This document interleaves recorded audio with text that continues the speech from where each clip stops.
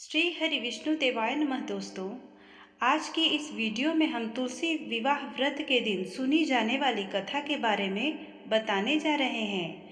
आप भी कथा का श्रवण करें। कथा इस प्रकार है।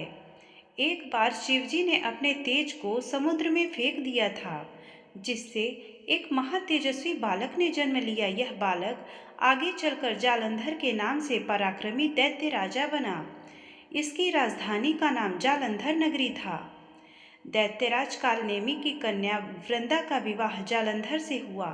जालंधर महाराक्षस था। अपनी सत्ता के मद में चूर उसने माता लक्ष्मी को पाने की कामना से युद्ध किया, परंतु समुद्र से ही उत्पन्न होने के कारण माता लक्ष्मी ने उसे अपने भाई के रूप में स्वीकार किया। वहां से पराजित होकर वह देवी पार्वती को पाने की लालसा में कैलाश पर्वत पर गया। भगवान देवाधिदेव शिव का ही रूप धारित कर वह माता पार्वती के समीप गया, परंतु माँ ने अपने योग बल से उसे तुरंत ही पहचान लिया तथा वह वहां से अंतर्ध्यान हो गई। देवी पार्वती ने क्रुद्ध होकर सारा वृतांत भगवान विष्णु को सुनाया। जालंधर की पत्नी वृंदा अत्यंत ही पतिव्रता स्त्री थी। उसी के पतिव्रत धर्म की शक्ति से जालंधर ना तो मारा जाता था और ना ही पराजित होता था। इसीलिए जालंधर का नाश करने के लिए वृंदा के पतिव्रत धर्म को भंग करना अत्यंत ही आवश्यक था।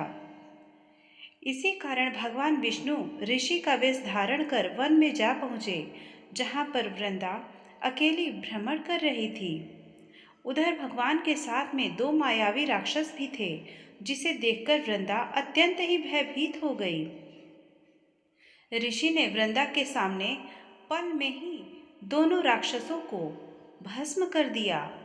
उनकी शक्ति देखकर वृंदा ने कैलाश पर्वत पर महादेव के साथ युद्ध कर रहे अपने पति जालंधर के बारे में पूछा। ऋषि ने अपने माया जाल से दो वानर प्रकट किए। एक वानर के हाथ में जालंधर का सिर था तथा दूसरे के हाथ में धड़।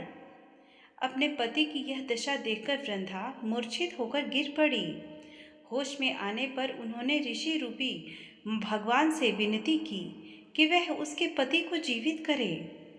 भगवान ने माया से पुनः जालंधर का सिर धड़ से जोड़ दिया, परंतु स्वयं भी वह उसी शरीर में प्रवेश कर गए। वृंदा को इस छल का तनिक भी आभास न हुआ। जालंधर बने भगवान के साथ वृंदा पतिव्रत का व्यवहार करने लगी, जिससे उसका सतीत्व भंग हो गया। ऐसा होते ही वृंदा का पति जालंधर युद्ध में मारा गया।